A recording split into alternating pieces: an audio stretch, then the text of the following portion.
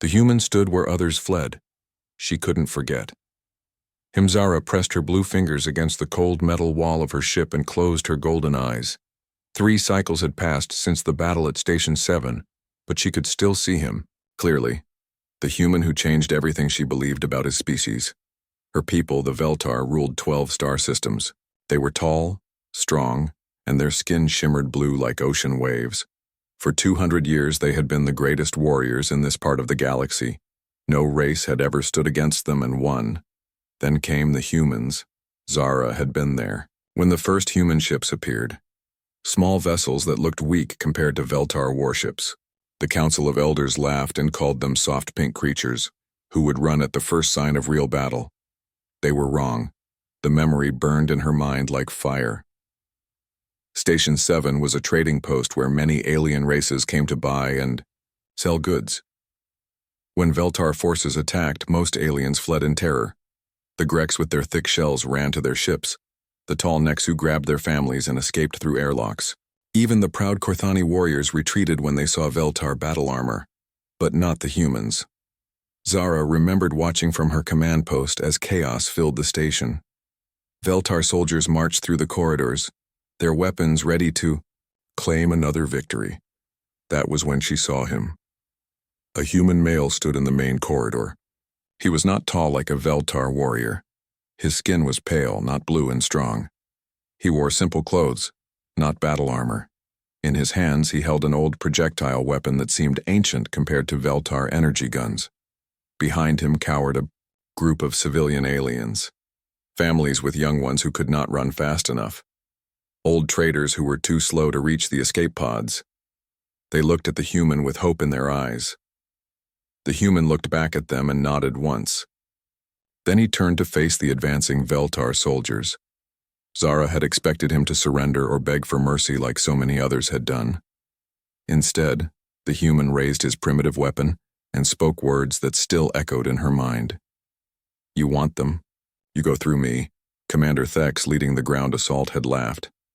A sound like grinding metal that made other species tremble with fear. But the human did not tremble. He stood firm as stone. "Little pink creature," Thex had called out in the common tongue. "Move aside, and we might let you live."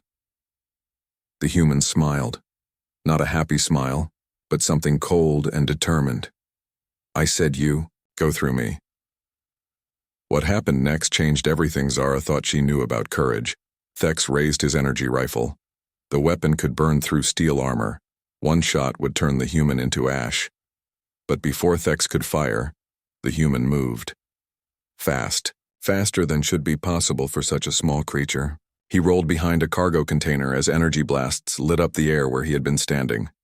Then his ancient weapon barked once, twice, 3 times. 3 Veltar soldiers fell.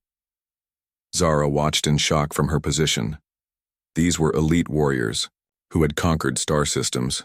They wore armor that could stop most weapons, yet this single human with his primitive gun had dropped them in seconds. But there were 20 more soldiers. They spread out and began to surround his position. The human had to know he could not win. 1 against 20. Any sane being would surrender. The human kept fighting. He used the station itself as a weapon. When soldiers tried to flank him, he shot out support beams and brought cargo platforms crashing down on them. When they threw grenades, he somehow knew exactly where they would land and was always somewhere else. For 20 minutes, one human held off an entire Veltar assault squad. Zara found herself leaning forward, her golden eyes wide. She had seen many battles, but nothing like this. The human moved like water flowing around rocks. Every shot he fired found its target. Every step he took seemed planned 3 moves ahead. But ammunition runs out. Even the best fighter cannot battle forever alone. When his weapon clicked empty, the human threw it aside and pulled out a knife. Not an energy blade or plasma cutter. A simple steel knife that humans had used for thousands of years. 7 Veltar soldiers remained. They closed in, confident that the fight was over. The human proved them wrong again. He moved between them like a shadow. The knife flashed in the station lights. One soldier screamed as the blade found the weak point in his armor. Another stumbled, backward green blood flowing from a cut across his throat. In the end, Only Commander Thex remained standing.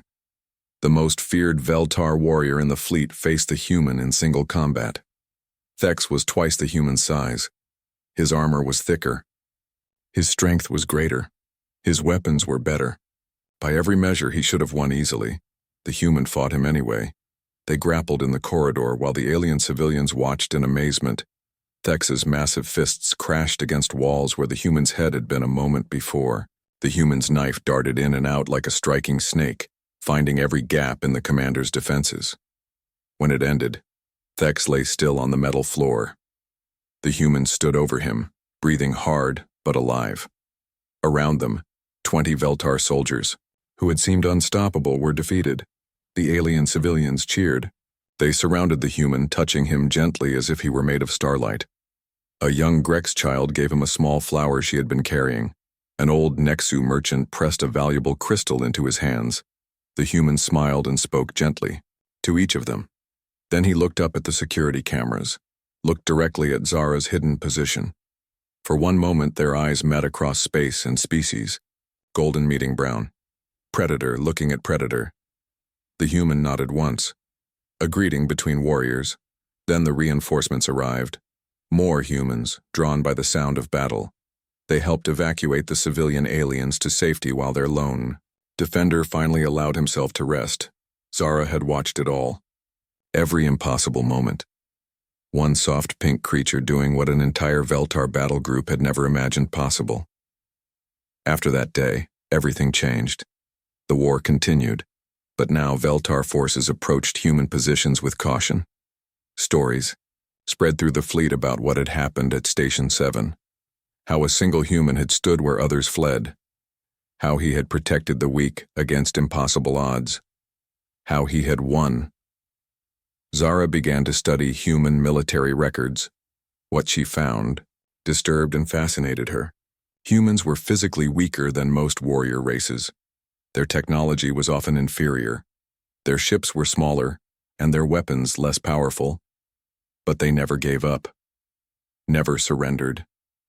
Never abandoned those who depended on them. In every battle, when the situation seemed hopeless, humans found a way to keep fighting. They protected civilians of other species as fiercely as they protected their own.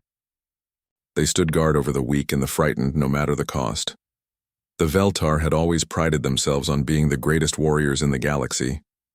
They were strong, fast, and feared by all who opposed them. But watching that human fight, Zara realized something that shook her to her core. True warriors were not measured by how strong they were. They were measured by what they were willing to protect.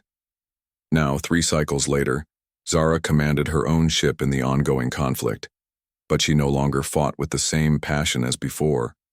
Every time she faced human forces, she remembered, brown eyes looking back at her with quiet determination. She remembered one man standing alone against impossible odds because others needed him to. Her communication console beeped. A message from the Veltar High Command. All units prepare for assault on human colony Beta 7. Intelligence reports minimal defenses. Victory should be swift. Zara stared at the message for a long time. Beta 7 was a civilian colony. Families lived there. Children played in gardens under alien suns. Old humans tended to crops and told stories to their grandchildren. They would have defenders. Humans always had defenders. Men and women who would stand where others fled, who would fight impossible battles to protect those who could not protect themselves, just like the man at Station 7. Zara's fingers hovered over her command console. She could follow orders and attack the colony. Her ship was powerful. Her crew was loyal. They would obey without question. But she would know.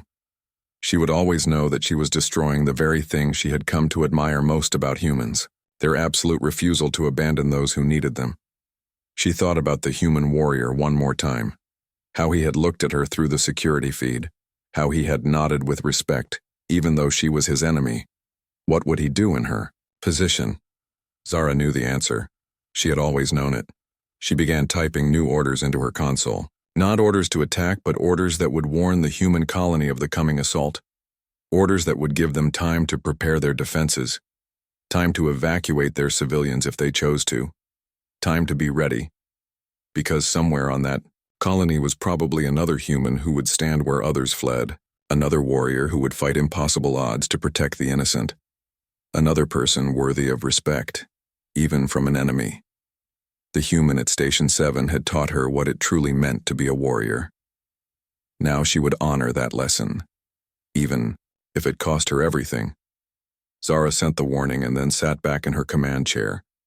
Her golden eyes reflected the stars outside her ship. Somewhere among those stars, humans were preparing to defend their homes and families. Just as they always had. Just as they always would. She smiled. For the first time in 3 cycles, Zara